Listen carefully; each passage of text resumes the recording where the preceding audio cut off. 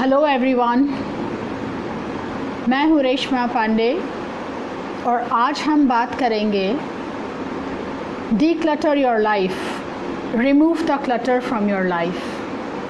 But before we start, एक oral disclaimer, कोई भी व्यक्ति या परिस्थिति को टारगेट करके हम बात नहीं कर रहे हैं. It is absolutely based on observations and opinions. एक और बात आज मुझे पब्लिकली बतानी थी. मेरे पास कई क्वेश्चंस आते हैं जिनका मैं आंसर्स इंडिविजुअली देती हूँ, लेकिन इस बात को मुझे लगा कि इस क्वेश्चन का जवाब मुझे पब्लिकली देना चाहिए. तो क्वेश्चन ये है कि क्या जो लोग इस प्लेटफॉर्म से बात करते हैं उन लोगों की लाइफ में समस्या नहीं होती है? तो इसका आंसर ये है कि ग्लोबली कोई भी प्लेटफॉर्म से कोई भी जब बात करता है तो फाइनली वो ह्यूमन बीइंग है और हम सभी के लाइफ में वो अप्स एंड डाउन्स आते ही है. It is a part of everybody's life, इसलिए अप्स एंड डाउन्स आते ही है. एंड सो हम लोग उसमें से माइनस या बाकात नहीं है. शायद ये डिफरेंस हो सकता है कि अगर लोग इसको प्रैक्टिस करते हैं जो वो प्रीच करते हैं तो उनकी समस्याएं आएगी, लेकिन उनको कहीं ना कहीं उसको हैंडल करने का रास्ता मिलता रहेगा. सो 1 minute, there is some problem. It looks like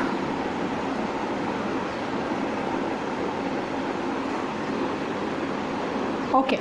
Steve, can you give me a thumbs up or something to figure out?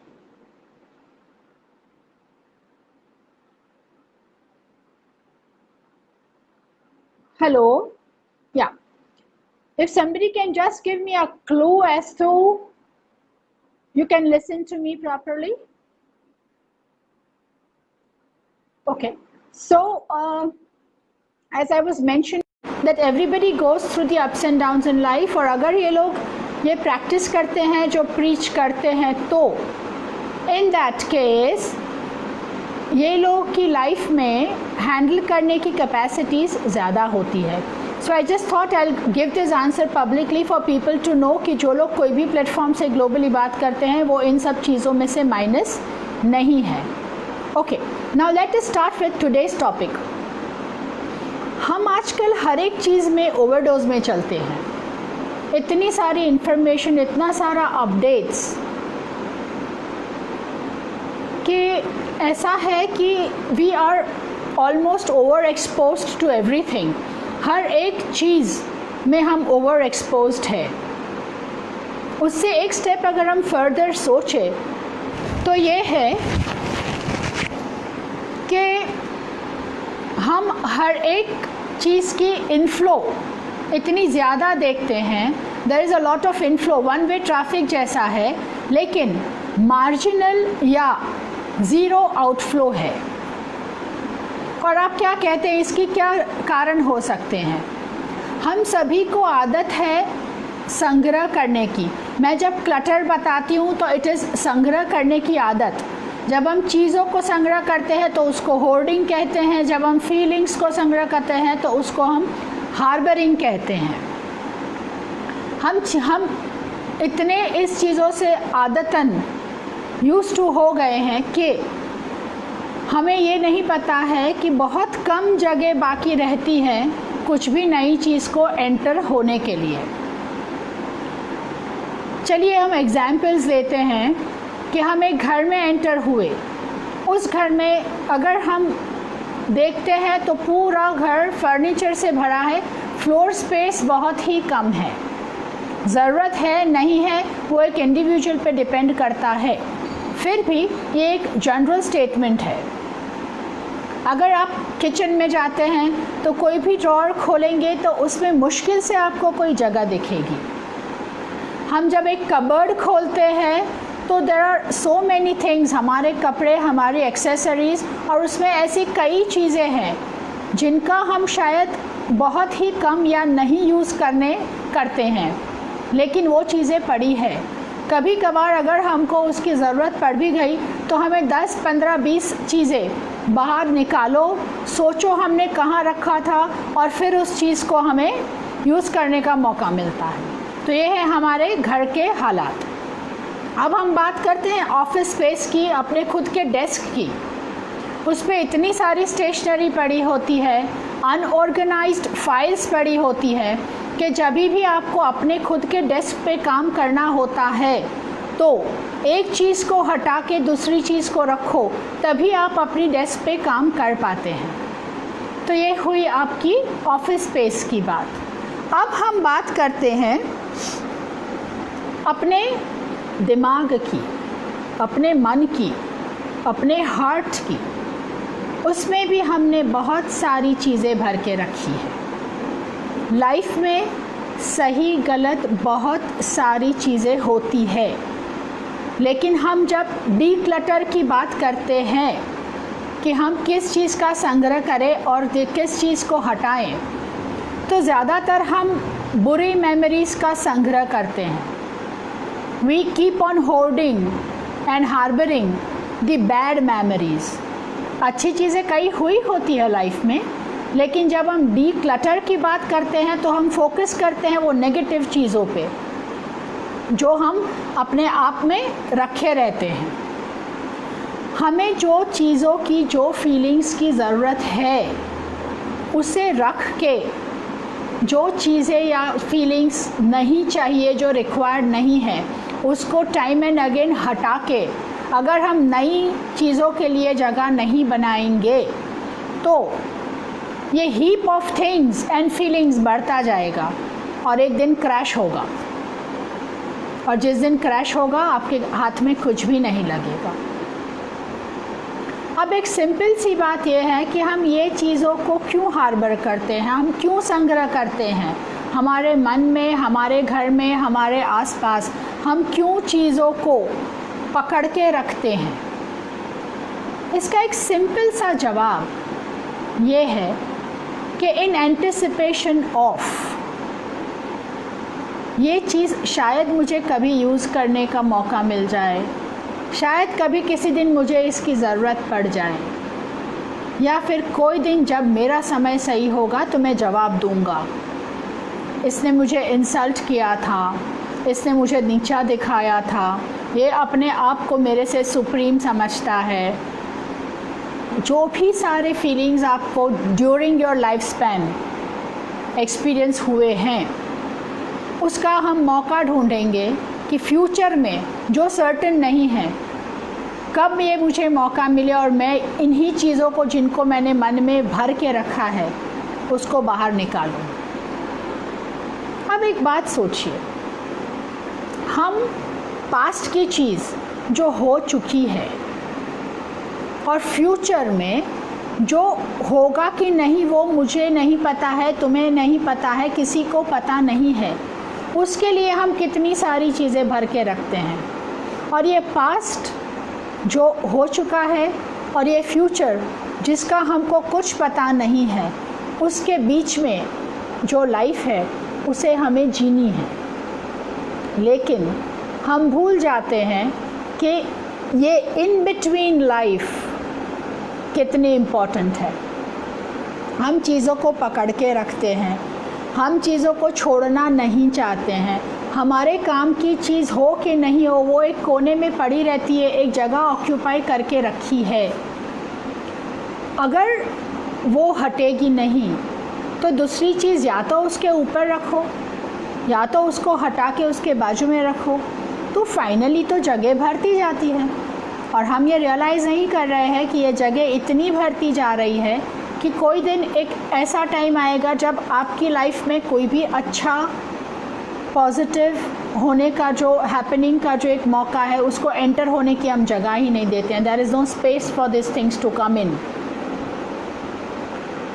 Nature, जो भगवान की नेचर ब्यूटी है, वो भी हमें कुछ हिंट्स देती हैं। एक फूल जो खिलता है सुबह, वो शाम तक या अगले दिन तक मुरझा के गिर जाता है और एक दूसरी कली खिलती है। तो हमें नेचर भी ये सिखाता है कि कोई फूल हमेशा नहीं रहेगा। उसी तरह से हमारी लाइफ में हमारी प्रायोरिटीज़, हमारे इंटरेस्ट्स, हमारे लाइक्स बदलते हैं। आज जो हमारे लिए बहुत इम्पॉर्टेंट है, आज जो हमारे लिए बहुत वैल्यूएबल है, वो कल शायद उतना इम्पॉर्टेंट ना रहे, कल शायद उतना वैल्यूएबल ना रहे। लेकिन हम एक स्टेगनेंट लाइफ जीते हैं। हमें ये लगता है कि जो आज परिस्थिति है वो जानते हुए कि कल नहीं होगी, उसके एंटिसिपेशन में हम चीज़ों को, फीलिंग्स को भर के रखते हैं। कई बार ऐसे होता है कि हम ऐसी चीज़ों को पकड़ के रखते हैं जिसके मायने खुद हम जानते हैं कि बदल गए हैं, लेकिन एक कोने में वो घर करके बैठी हैं। अब कई तरीके हैं इन क्लटर्ड चीज़ों में से बाहर आने के। कई तरीके हैं हमारे सराउंडिंग्स को सही रखने के।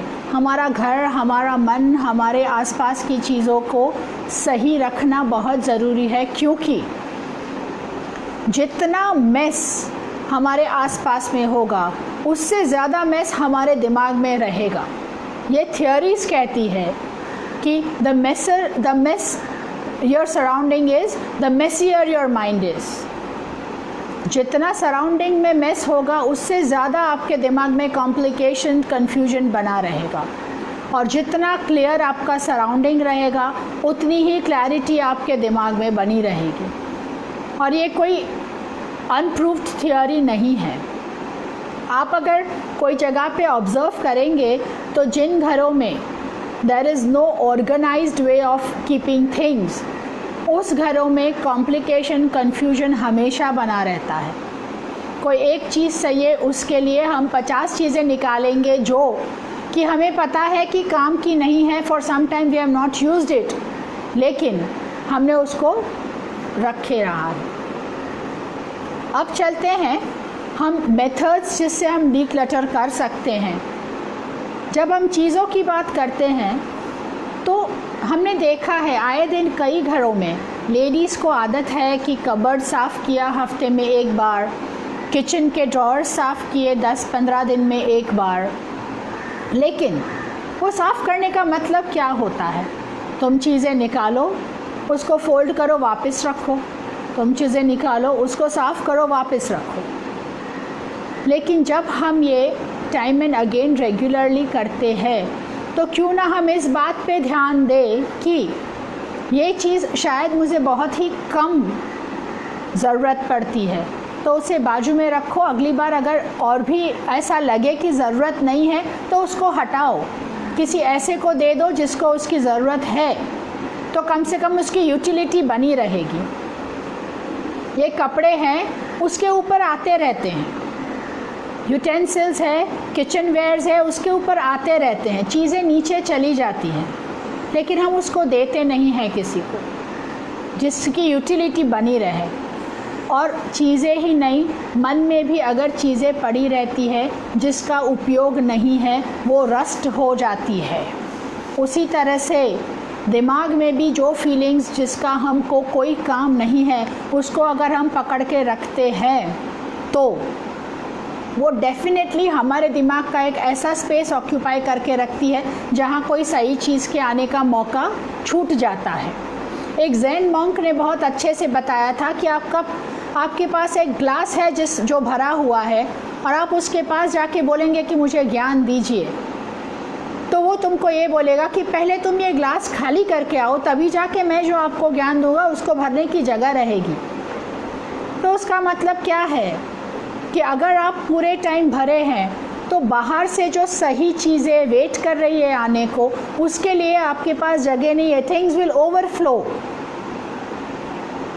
हमारे पास लॉफ्ट्स है, हमारे पास स्टोरेज एरियाज़ है, लेकिन अगर आप गौर करें तो वो एरियाज़ में इतना सारा भरा है कि वो सिर्फ भरे नहीं हैं, वो बहुत ही ज़्यादा भरे हुए हैं, टिल द ब्रिम। बिल्कुल ही जगह नहीं है कुछ भी चीज़ें रखने की। अगर ये हालत हमारी चीज़ों को लेके है तो इससे भी बदतर हालत हमारे मन में हमारी फीलिंग्स को लेके है। जैसे मैंने अभी ज़ेन मॉन्क का बताया आपको, कि अगर हम ग्लास को खाली नहीं करेंगे, अगर हम हमारे दिमाग को खाली नहीं करेंगे, क्योंकि दिमाग में प्रेजुडाइस, गिल्ट, रिग्रेट, ये सब ग्रजेस, सब नेगेटिव फीलिंग्स हमने भर के रखी हैं। और इस वजह से जो सही लव, ग्रैटिट्यूड, ये सब की जो फीलिंग है वो हमारे तरफ आती भी है तो उसके जगह नहीं मिलती है कि वो हमारे दिमाग में, हमारे मन में एंटर हो पाए। It is very important to understand कि हम इन एरियाज़ में टाइम एंड अगेन डीक्लटर करते रहें। चीज़ों की ज़रूरत नहीं है, दे दो भाई जिसको ज़रूरत है वो। दिवाली पास में आ रही है, सभी घरों में लेडीज़ लगी रहेंगी हर एक चीज़ को सफाई करने में। और गौर करिएगा आपके खुद के घर में ऐसी कितनी चीज़ें निकलेंगी जिसको आपने कई सालों से यूज़ नहीं करी है, लेकिन मेरी दादी की मेमोरी है, मेरे नानी की मेमोरी है, मेरे बच्चे की मेमोरी है, सब चीज़ें कर कर के आपने रखे हुए हैं। तो जो आज ज़िंदगी में सही हो रहा है उसकी आपके पास एंटर होने की कोई जगह है नहीं। तो टाइम एंड अगेन जब हम अपनी चीज़ों को ऑर्गेनाइज़ करने के लिए सफाई करते हैं, इट इज़ वेरी इम्पॉर्टेंट कि आप चीज़ों की कैटेगरी बना के नहीं यूज़ करने वाली चीज़ों को दे दें, कम यूज़ करने वाली चीज़ों को भी मॉनिटर करें और अकॉर्डिंगली उसको डिस्पोज करें। The second thing is to do list बनाने की आदत रखनी है। बहुत लोग हमको ये बात बता चुके हैं, शायद मेरे भी कोई एक लेक्चर में आपने ये सुना होगा कि टू डू लिस्ट बनाना बहुत ज़रूरी होता है। और ये इसलिए ज़रूरी होता है कि you have priorities in your life. Day to day activities में आपकी प्रायोरिटीज़ होनी चाहिए, होती है। और अगर आपने लिख के रखी है तो आपका दिमाग एकदम क्लियर है कि मुझे ये चीज़ करनी ही है, ये इस टाइम पे करनी है, और अगर ये चीज़ नहीं हुई तो कोई बात नहीं, I can carry forward it for the next day. तो जब हम to do list day to day का बनाते हैं, उसी तरह से हमें लिस्ट इन चीज़ों का भी बनाना है कि कौन सी ऐसी चीज़ें हैं जिनको हम सालों तक यूज़ नहीं करते हैं।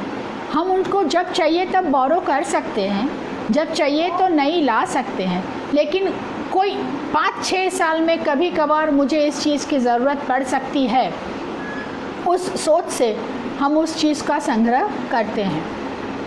तो ये टू डू लिस्ट इसलिए इम्पॉर्टेंट है कि आपकी प्रायोरिटी आपको पता चले, अकॉर्डिंगली आपका दिमाग उस हिसाब से एकदम क्लियर रहे। आजकल के डिजिटल ज़माने में हमारा डिजिटल डीक्लटर करना बहुत ही ज़रूरी है। ज़्यादातर टाइम लोगों का डिजिटल गैजेट्स के साथ जाता है।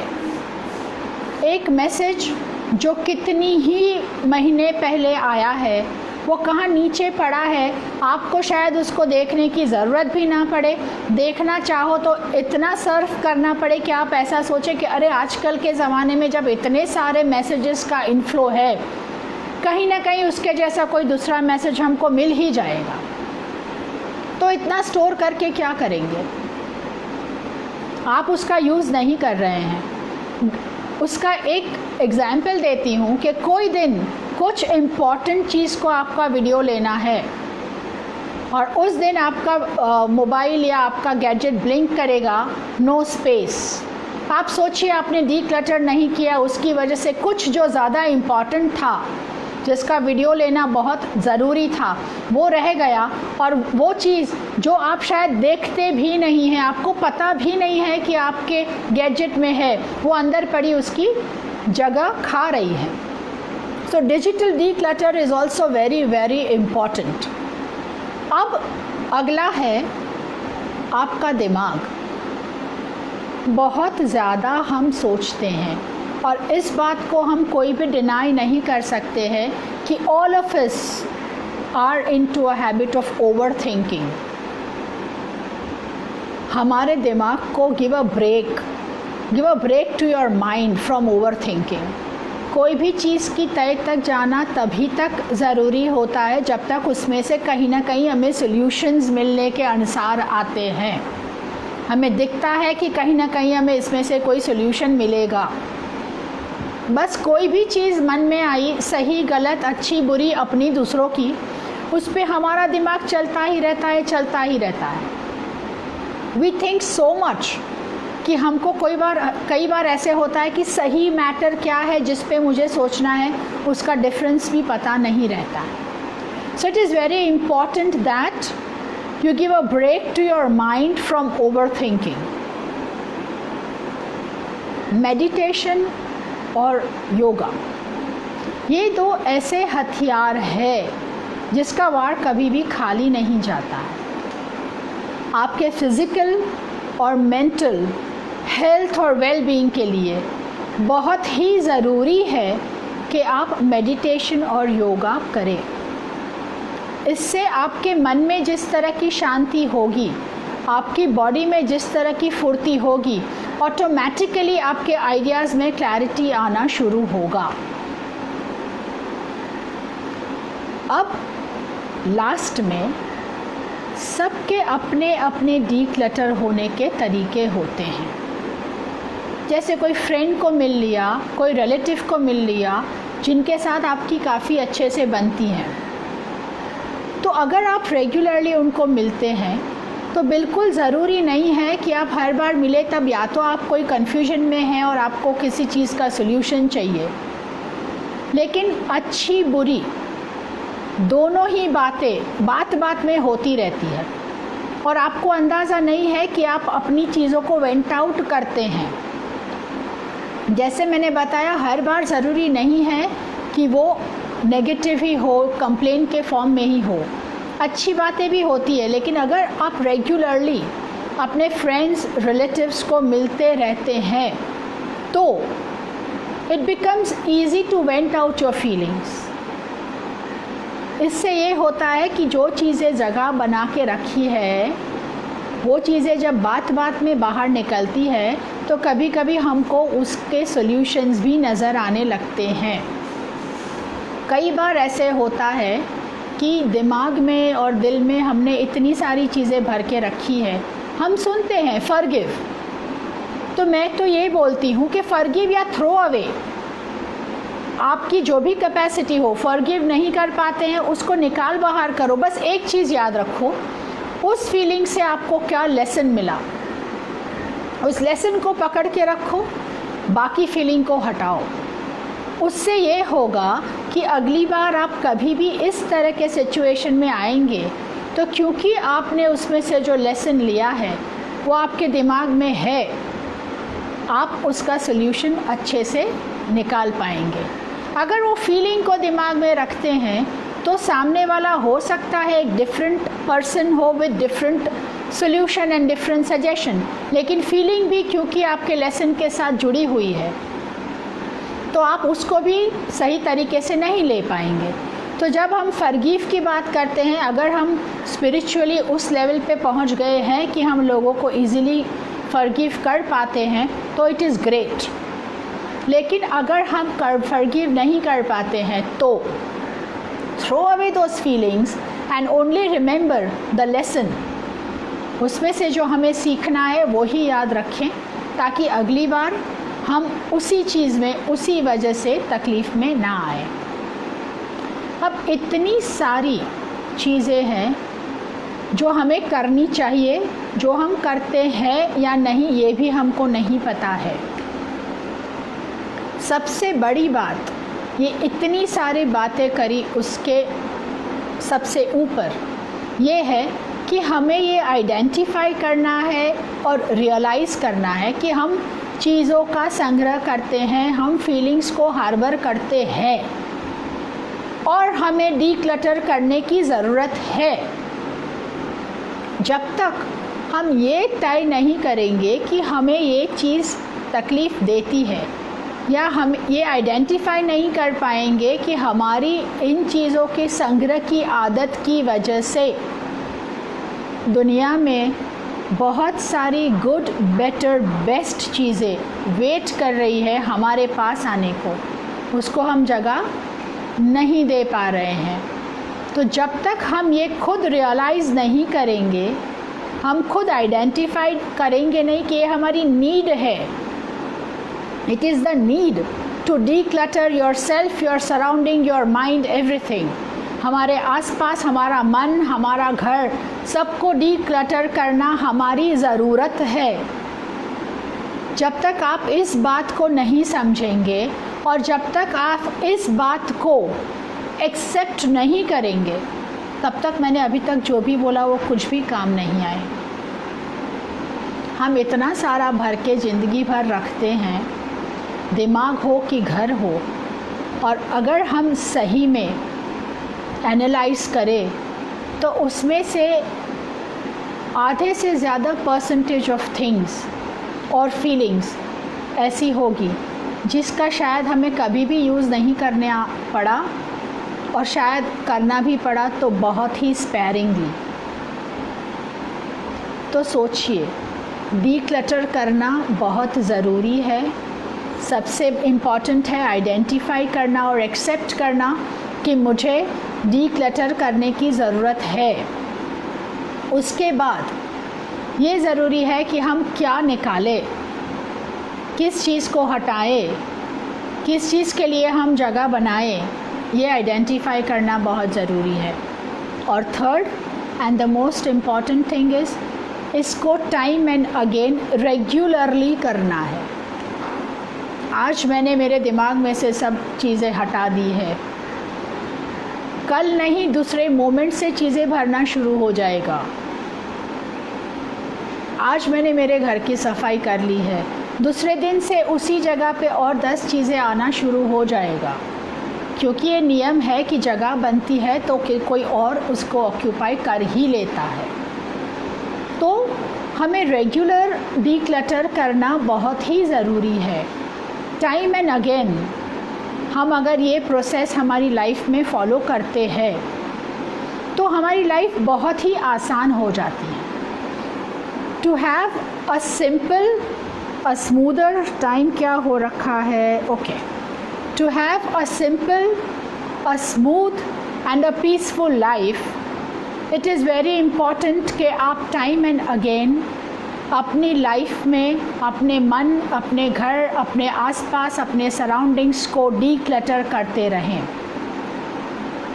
अगर आपको ये वीडियो पसंद आया है तो कुछ कमेंट्स डेफिनेटली लिखिएगा, क्योंकि जैसे मैंने बताया मेरे पास जो भी क्वेश्चंस आते हैं वो सबको मैं इंडिविजुअली आंसर करती हूँ, लेकिन कभी कभी कुछ ऐसे क्वेश्चंस भी आते हैं जिनको मैं पब्लिकली आंसर करना पसंद करती हूँ। और एक बात, कुछ लोगों ने मुझे बताया था कि आपके वीडियो अगर हम लाइव अटेंड नहीं कर पाते हैं तो हमें बहुत सारा सर्फ करना पड़ता है, क्योंकि आदर्श अहमदाबाद में definitely on regular basis videos आते रहते हैं। इन दैट केस यही वीडियो मैं अपने यूट्यूब चैनल पे अपलोड करती रहती हूँ। मेरा यूट्यूब चैनल आप रेशमा पांडे के नाम से सर्च करेंगे तो आपको मिल जाएगा, और यही वीडियोस मैं उस पर अपलोड करती हूँ, तो आपको बाद में भी अगर देखना हो तो आपके लिए आसान हो जाएगा। Thank you very much for watching this video. Thank you once again.